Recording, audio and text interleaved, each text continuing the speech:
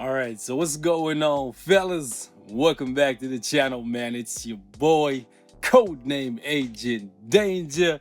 And check it out, man. For this video, I wanted to share my thoughts with you guys on some of the most disappointing characters that we received this year in Marvel Future Fight. Now, keep in mind, everything I say here is just my own opinion. It's subjective. If you feel differently, I strongly recommend you get down there in the comment section. Let me know why you feel differently. And if you're not content, you can hit me up on Discord and we can chop it up right there. So, in this year, we received a whopping total of 30 plus characters in Marvel Future Fight. We have a very big and diverse roster.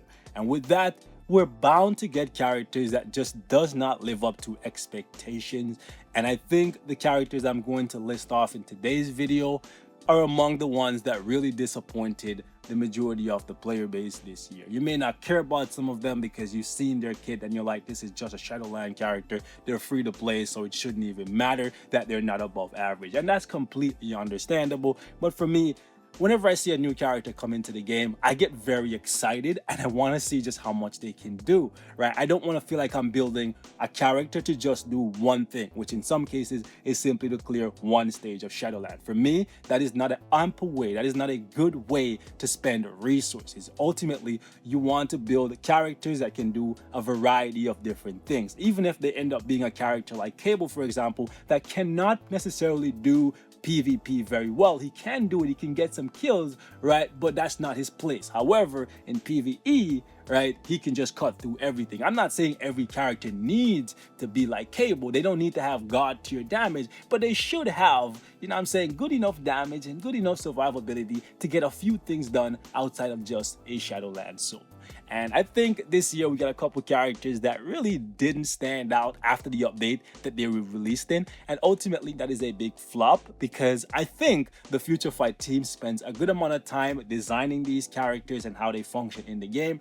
And having a character come in 1 month and by the end of like a 2-week period after their release, 90% of the player base stopped playing with them. I think that is a massive disappointment. So I just wanted to point out a couple characters this year that literally after they're released, many people just stopped caring about them. So yeah, that being said, let's get right to it. These characters right here, my friends, were for me among the most disappointing characters we received in 2019. There's actually 10 of them, and I'm going to show you guys the last 2 because you might feel indifferent about it. And I know right away some of you guys are going to be like, whoa, how is the Thing here? He's a good support for the Fantastic Four.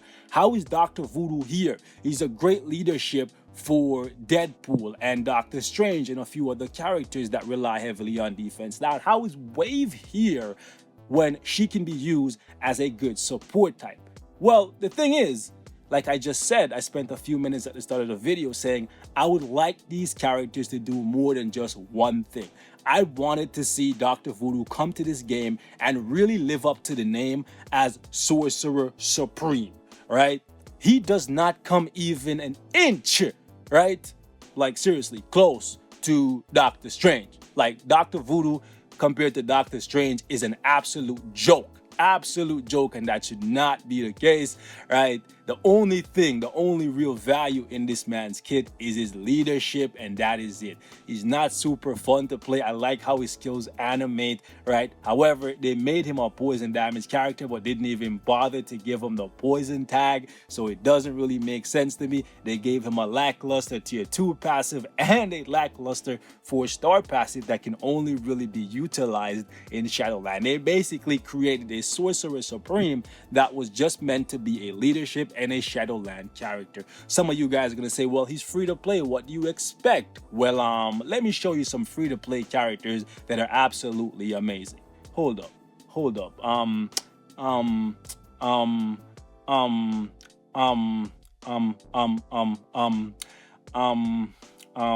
You see where I'm going with this? Okay, Thor isn't that amazing, but you see where I'm going with it? Being free to play, being not tier 2 native, none of that really matters, right? The thing is, Dr. Voodoo is a Sorcerer Supreme candidate. They promoted him as a Sorcerer Supreme that was supposed to rival the likes of Stephen Strange. He came in and he just disappointed everyone.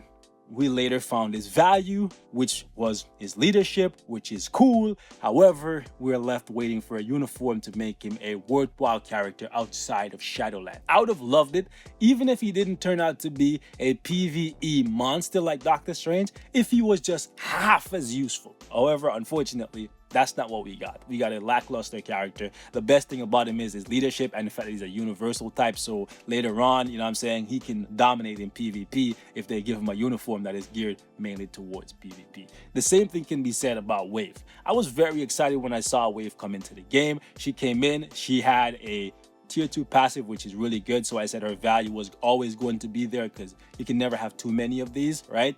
And also her leadership is pretty cool because she buffs Namor, and Namor is my guy. However, her kit is just very bad for anything besides Shadowland, and even in Shadowland, she can die very easily because the gaps in her iframes and all that stuff is just sad. It's really sad. So yeah, this is a character that basically came in with a hype, a wave that followed her, and yeah, that was it. That was it. She came in and people were like, okay, good character, free to play. Let's try her out. Pay some crystals, do the heroic quest. Let's pick up the character. I played with her like 2 or 3 times. I'm like, okay, this character is doo-doo.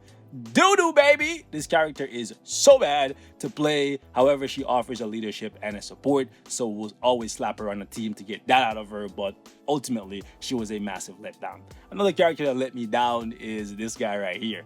Just like Wave, I don't think he's a character that survived his initial wave when he came in. He came in, people were like, okay, we need more speed villains. This is good. He can take over ABX. That was it.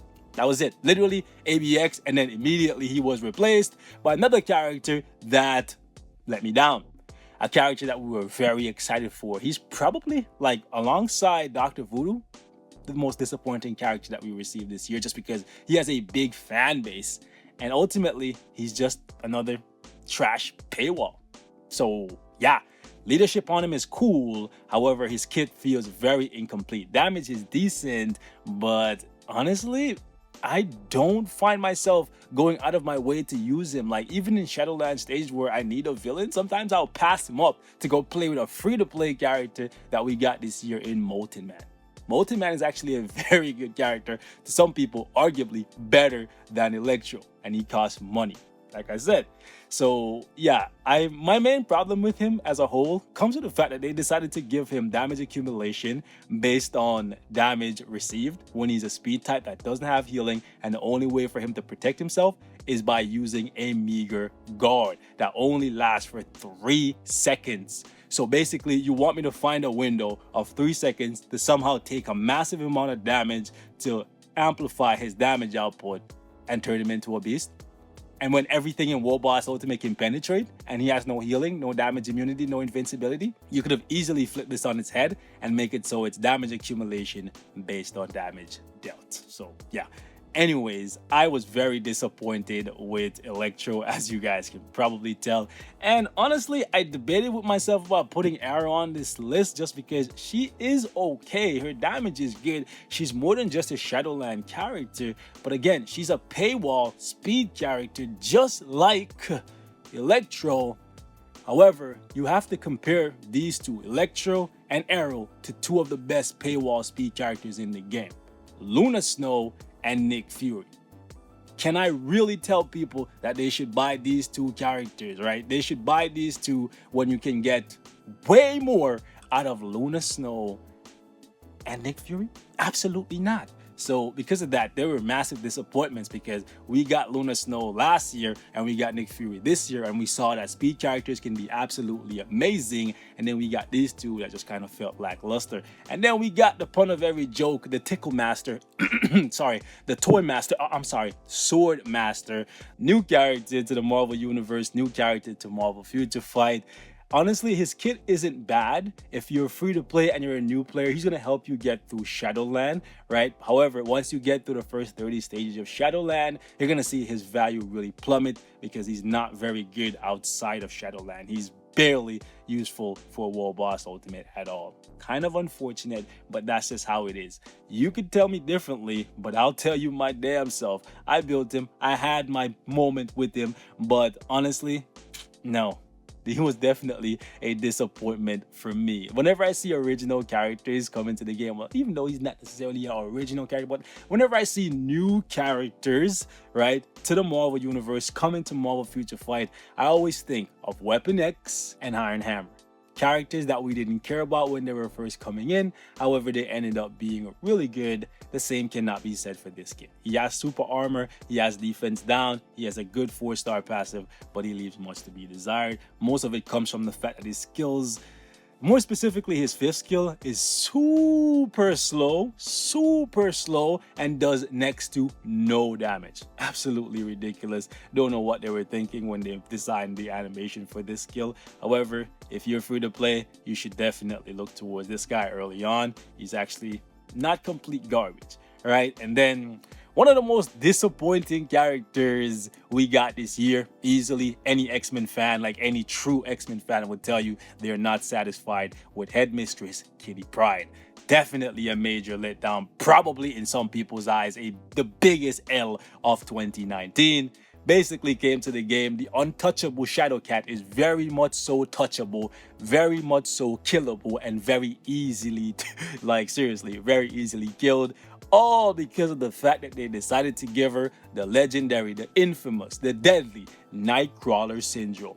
Basically, when they design a character that is supposed to be an iframer that transitions between multiple skills, hiding in iframes to do damage, then give them a summon to make sure that the summon is always targetable, so you teleport in the path of an attack that was meant for your summon, and then you end up getting killed. Because of that, she's a very frustrating character to use, and she basically just came to the game as a premium leadership, a speed character. You notice how many speed characters are on this list? She's a speed character.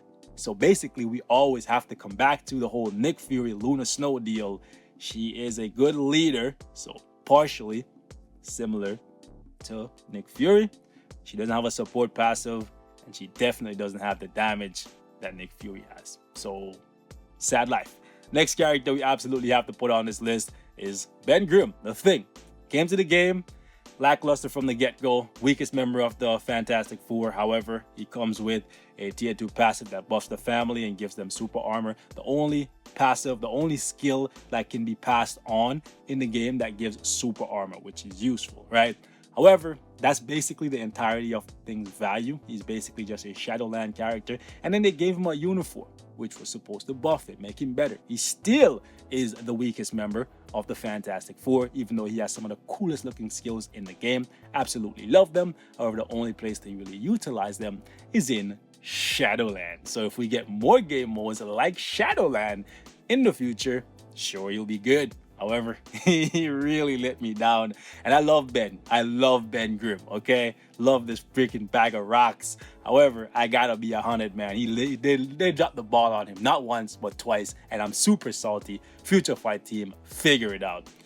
Now, there are 2 characters that I wanted to put on this list, even though they're good and they can do more than just Shadowland. I wouldn't say they're as bad as some of the ones I put up here, but again, I could have easily left Wave, Dr. Voodoo, and maybe Kitty Pryde off this list, maybe even Ben, because they offer a leadership or support deal. But ultimately, they were disappointments based on how they perform on their own when they're not in those specific roles.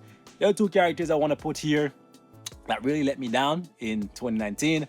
And a lot of you guys are gonna riot here, but when I love a character, when I'm excited to see them come to the game, my expectations go through the roof. And that's why I always say this is just my opinion, right? It's mine. You're free to disagree. I welcome that, right? However, Iceman, definitely a big disappointment for me this year. I really wanted to see him come to the game and make a big impact. I wanted to see him rival, and I'm saying a level 70 Luna Snow. Is that too much to ask for? Because Luna Snow is the brainchild of the Marvel Future Fight team. Like, seriously, I just want to know, was that just too much to hope for from the get-go? Iceman is an Omega level mutant. I'm not saying Iceman is not strong, and that's why I didn't put him at the top of the list with these guys, right? Iceman is strong. He has damage immunity. He has invincibility. However, he's really not where he should be, and ultimately that is why I put him here as one of the biggest disappointments for me of 2019. Definitely wanted to see him as a better character in this game. Another character that really let me down, even though he's really good, right, is the Black Vegeta, aka Bishop. really like Bishop. And again, a lot of how I feel towards these characters come from the fact that I love some of them and I had higher expectations for them.